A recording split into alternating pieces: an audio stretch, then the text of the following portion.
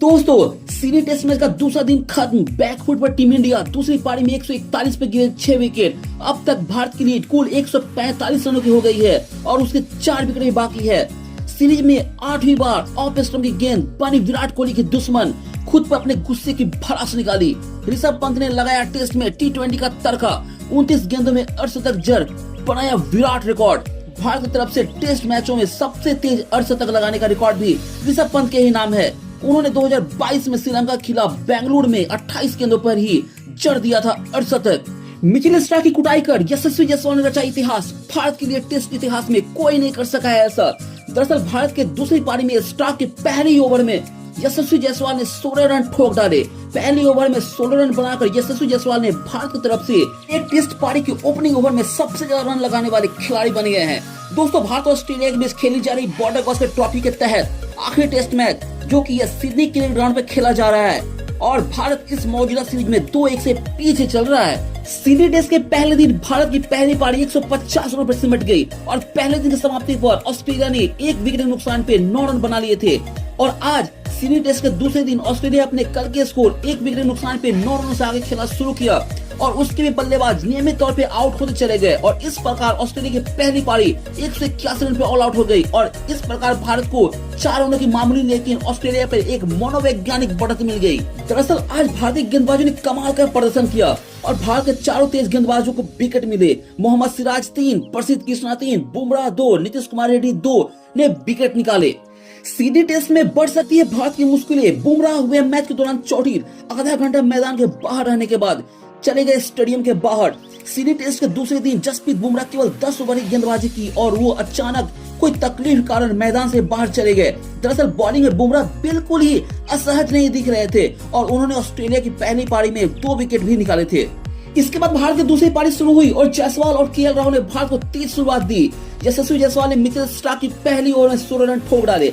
जैसा कि आप जानते हैं कि इस सीरीज में जायसवाल और मिचेल स्टार्क के बीच जबरदस्त कंपटीशन देखने को मिला है। कभी जायसवाल मिचेल स्टार्क भारी पड़ते हैं तो कभी स्टार्क जायसवाल पे। कुछ इसी प्रकार जब भारत ऑस्ट्रेलिया के बीच सीरीज का पहला मैच पर्थ में खेला गया था, भारत ने उस मैच में ऑस्ट्रेलिया को 295 रन से हराया था और उस मैच में यशस्वी जायसवाल ने विराट कोहली के साथ मिलकर शतक लगाया था और विराट ने भी उस मैच में शतक लगाया था।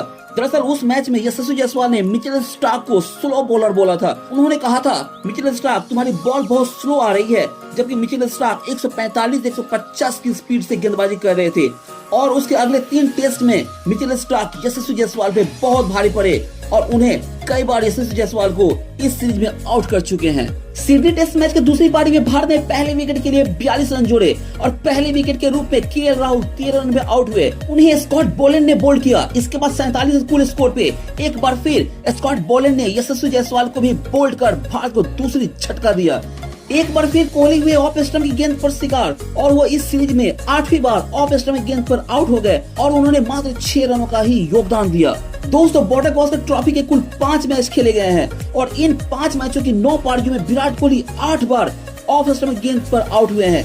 यानी दिन प्रतिदिन ऑफ स्टंप की गेंद विराट कोहली की कमजोरी बनती जा रही है। इसके बाद रोहित की जगह पे खेल रहे शुभमन गिल भी कुछ खास नहीं कर पाए और 13 के स्कोर पे ब्यू बेयरस्टो के टेस्ट का पहला शिकार बने और भारत का स्कोर 78 पे 4 हो गया। लगातार विकेट गिरता देख ऋषभ पंत ने तेज खेलना शुरू किया और टेस्ट को T20 की तरफ खेले। वो इस मैच में 200 की स्ट्राइक रेट से बैटिंग कर रहे थे। उन्होंने 61 रनों की पाली मात्र 33 गेंदों पे खेली। उन्होंने 6 चौके और 4 छक्के भी लगाए। उन्होंने मिचेल स्टार्क की लगातार 2 गेंदों पे 2 छक्के लगाए। उन्हें पैट कमिंस ने विकेट कीपर एलेक्स कैरी के हाथों आउट कराया। इसके बाद नीतीश कुमार रेड्डी 4 रन बना के आउट हो गए। दूसरे दिन का खेल समाप्त होने तक जडेजा 8 और वाशिंगटन सुंदर 6 रन पर नाबाद रहे और इस प्रकार दूसरे दिन की खेल की समाप्ति तक भारत ने अपनी लीड 145 रन की कर ली है। और अब कल यानी टेस्ट के तीसरे दिन भारत और कितना लीड ले पाती है और कितना टारगेट ऑस्ट्रेलिया के सामने रख पाती है, ये सब कल पता चलेगा। दोस्तों वीडियो अच्छी लगी तो प्लीज वीडियो को एक लाइक और चैनल को सब्सक्राइब कर दीजिएगा। मिलते हैं किसी दूसरे वीडियो में, तब तक के लिए जय हिंद।